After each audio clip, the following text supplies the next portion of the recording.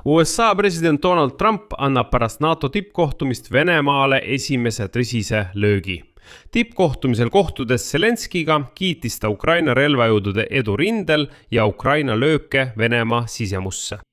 Just Kiievist saabus uudis, mida Kremlis ilmselgelt rõõmuga vastu ei võetud. Senaator Lindsey Graham, kes viibib praegu Kiievis, teatas, et Valge Maja ja Senat on lõpuks kokku leppinud Venemaa vastase sanktsioonide eelnõu lõppversioonis. Just selle sama, mida Washingtonis on juba ammu nimetatud põrgulikuks ja luid purustavaks. Lindsey Grahami sõnad kõlavad peaaegu triumfeerivalt. Umbes pool tundi enne seda avaldust, tema sõnul, saavutati kokkulepe Valge Majaga seaduseelnõu versiooni osas, mida viimane toetab. See tähendab, et dokument saab lõpuks seaduseks. Mis seaduseelnõuga on tegu? Miks seda nimetatakse põrgulikuks? Ja kas tõesti suudab see kiiresti sõja lõpetada? Uurime seda selles saates. Ja mis kõige tähtsam, vastame küsimusele, kas see võetakse vastu. Oleme sellest kuulnud juba üle aasta, kuid siiani pole see seaduseks saanud. Minu nimi on Aleksei Betši, arutame seda teemat koos. Aga enne kui alustame, palun tellige kanal, pange like ja kirjutage selle video alla oma põhjalik kommentaar. Kindlasti tellige kanal. Jõuame kiiresti 300 000 tellijani ja siis teate, et olete selle kogukonna osa. Aga president Trump on lihtsalt üllatunud Ukraina rahva edust oma vabaduse eest võitlemisel. Ta on üllatunud, kuidas nad on lahingusse tormanud, kuidas nad on muutunud sõjatiigriteks, kuidas nad on suutnud sõjas nii tõhusalt tegutseda. Ta on üllatunud tehnoloogia üle, mis tuleb Ukrainast ja kuidas see võib meid aidata. Ma arvan, et president Trump armastab võitu ja ta näeb Ukrainat võitjana. Niisiis teatus USA senaator Lindsey Graham Kiievi kesklinnas peetud briefingul, et karmide Ameerika sanktsioonide seaduseelnõu tekst Vene Föderatsiooni vastu on lõpuks kokku lepitud president Donald Trumpi administratsiooniga. Oodatakse, et kongress võtab selle viivitamatult vastu. Dokument, mille kallal senaatorid Lindsey Graham, vabariiklane ja Richard Blumenthal, demokraat, töötasid peaaegu 2 aastat, peaks andma Donald Trumpile vahendid Ukraina sõja kiireks lõpetamiseks. Ja edasi tsiteerin Lindsey Grahami. Mul on hea meel teatada, et umbes 30 minutit tagasi jõudsime Valge Majaga kokkuleppele Venemaa sanktsioonide seaduseelnõu versiooni osas, mida nad kindlasti toetavad. See tähendab, et sellest saab seadus. Ma plaanin arutada seda algatust vabariiklaste ja demokraatide juhtidega, et seda kongressis edasi viia. Kui me teeksime seda koos vahendite loomisega nende riikide karistamiseks, kes toetavad Putinit ja teenivad selle sõjaga raha, siis ma arvan, et meil oleks viimase 5 aasta parim võimalus. Sellest ajast, kui ma siia tulen, panna Putin läbirääkimiste laua taha. Dokument, mille kallal senaatorid Lindsey Graham, vabariiklane ja Blumenthal, demokraat, on 2 aastat töötanud ja mida arutati nende vestluses ning mille ma kavatsen esitada, kui ma Ameerika Ühendriikidesse tagasi jõuan. Trumpiga. Me kavatseme proovida sundida neid riike, aitama meil sellele sõjale lõpp teha. Ma pole kunagi olnud optimistlikum kui täna, sest meil on vahendid ja valem selle sõja lõpetamiseks võimalikult kiiresti. Jutt käib sanktsioonide seadusest, dokumendist, mida senaatorid Lindsey Graham ja demokraat Richard Blumenthal on juba kuid edendanud. Ja see ongi peamine relv. Need ei ole üksikud sanktsioonid, vaid nagu demokraat Richard Blumenthal ütleb, majanduslikud meetmed, mille kallal on 2 aastat töötatud, et peatada Venemaa sõjamasinat. Põhimehhanism on järgmine. Seaduseelnõu annab USA presidendile õiguse kehtestada kuni 500% tollimakse nende riikide kaupadele, kes jätkavad Venemaalt ostmist. Seaduse sõnastus on veelgi karmim. Dokument kohustab tõstma tollimaksu vähemalt 500% imporditava nafta ja uraani puhul. 500% kõikidele kaupadele, mida imporditakse USA-sse riikidest, kes teadlikult osalevad Venemaa nafta ja uraani käibes. Blokeerivad sanktsioonid iga panga vastu, kes teeb koostööd Venemaa finantsasutustega.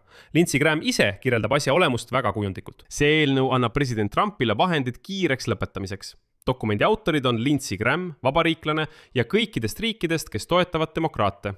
Ja siin on ka Richard. Kõige olulisem on mõista, miks see võib tõesti toimida. Löök on suunatud mitte niivõrd Venemaa enda, vaid pigem tema rahastajate ja partnerite pihta. Lindsey Graham selgitab otse, et sellised riigid Dokument, milles Lindsey Graham selgitab otse. Sellised riigid nagu Hiina, India ja Brasiilia ostavad Venemaalt naftat ja muid kaupu ning need on need rahad, mida Putin hiljem kasutab sõjapidamiseks Ukraina vastu. Loogika on siin lihtne. Venemaa on sanktsioonide all ja peaaegu ei kauple enam läänega. Vabariiklane ütleb, et seetõttu pole mõtet Venemaad rünnata. Tal pole enam midagi kaotada suhetes. Töötasid USA või Euroopaga, löövad, keelavad ja aastaid.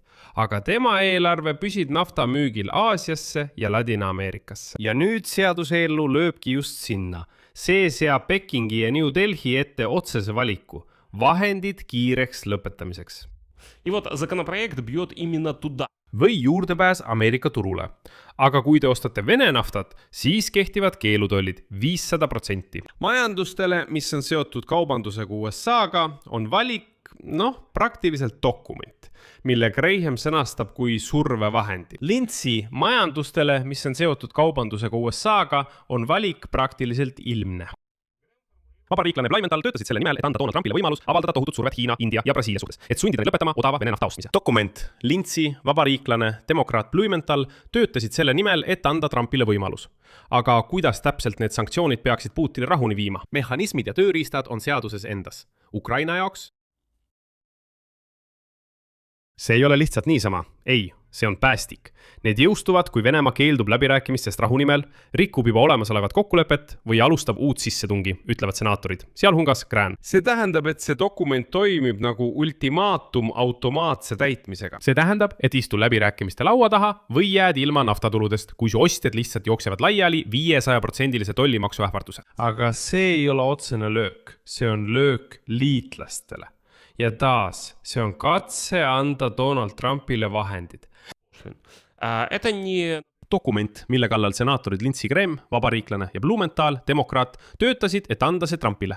Et koos temaga avaldada survet Putinile, peavad ka Brasiilia esindajad toetama. Graham ise rõhutab, et Trumpi peamine eesmärk ei ole uued tariifid ega uued sanktsioonid, vaid pigem Vladimir Putini võimalikult kiire läbirääkimiste laua taha meelitamine. Sellel dokumendil on tohutu poliitiline kaal, sest seda toetas, kui ma ei eksi, 84 või 85 senaatorit. See tähendab, et see on rohkem kui 2/3 ülemkojast. Ja see dokument annab isegi senaatoritele piisavalt jõudu, et ületada presidendi veto. Seega seisab selle seaduse taga haruldane konsensus.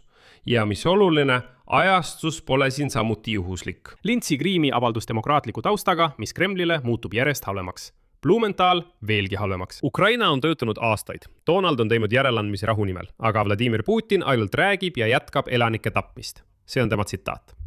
Kiiremat lõpetamist. Ta ainult räägib ja jätkab tsiviilelanike tapmist. See on tema tsitaat. Samas Lindsey Graham sõnastas põhjuse karmilt. Vladimir Putini peamine viga oli see, et ta üritas Donald Trumpi üle kavaldada. Pool aastat üritas Donald Trump, vabariiklane, meelitada Vladimir Putinit läbirääkimiste laua taha. Richard Blumenthal töötas selle nimel, et anda Trumpile vahendid, et meelitada Vladimir Putinit läbirääkimistele heaga. Rünnakud kasvasid, Putin läks ülbeks ja see pehme rott jätkas oma tegevust.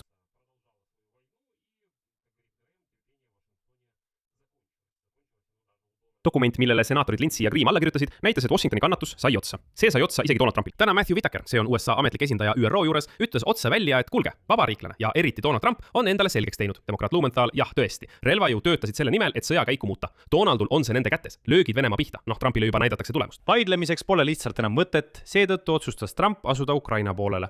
Ja nüüd Lindsey Grahami prognoosi kohaselt näeb maailm lähiajal relvatarneid Ukrainale. Dokument, millel see põhineb, on tõesti olemas. Senaatorid Lindsey poolt, samuti Euroopast ja Kanadast, Graham, vabariiklane demokraat Blumenthal töötasid. Nii sanktsioonide kehtestamine kui ka toetuse suurendamine on Trumpi kätes. Kuid olgem siiski ausad. Selle kiirema lõpetamise suhtes Euroopa poolt. Ja kõik need 500% meetmed, dokument, löövad mitte ainult Venemaa pihta, vaid ka Ameerika liitlaste ning ka USA enda pihta. Mõned analüütikud nimetavad sellist ulatust sisuliseks embargoks. Lindsey Graham, vabariiklane ja demokraat Richard Blumenthal, mõlemad Ameerika Ühendriikidest, töötasid selle nimel. On veel üks nüanss. Võtmesõna seaduses on, president saab õiguse. No, see tähendab isegi Donaldile kiiremat lõpetamist. President saab õiguse, see tähendab, et isegi kui dokument saab seaduseks, ei rakendu see automaatselt. Kasutada seda kuvaldat või hoida seda enda käes ja läbi rääkida.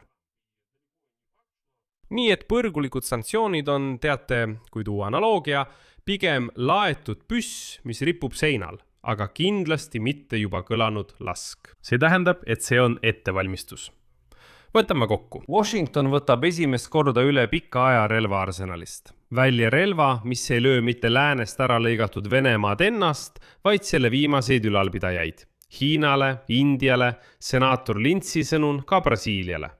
Esiteks GRAM ja loogika. Vabariiklane Richard, nahtaraha, 8 aastaks, sõda ja panna kaisukaru diktaator Vladimir Putini valiku ette. Läbirääkimiste laud või majanduslik isolatsioon ostjatest. Seaduse taga on 2-parteiline toetus ja Valgemaja nõusolek, kui uskuda Lindsey Grahami. Kas see põrgulik relv saab tõesti sõja lõpetajaks või jääb see dokument, mille senaatorid on laadinud survevahendina, sõltub nüüd vabariiklasest inimesest ovaalkabinetis, ütleb Graham. Demokraat on andnud Donald Trumpile kuvalda, nagu öeldakse, see on juba valmis sepistatud ja lõpuks Trumpi laual, mis muudab olukorda. Ja Kremlis saadakse sellest samuti suurepäraselt aru. On ilmne, et praegu on lõppemas üks etapp. Astume uude läbirääkimiste tsüklisse või dokumendi järgi, millele senaatorid Lindsey Graham, vabariiklane, alla kirjutas. Ja nüüd otsustas Valgemaja taas selle juurde tagasi pöörduda. Demokraat Richard Blumenthal surve avaldamiseks Donald Trumpile.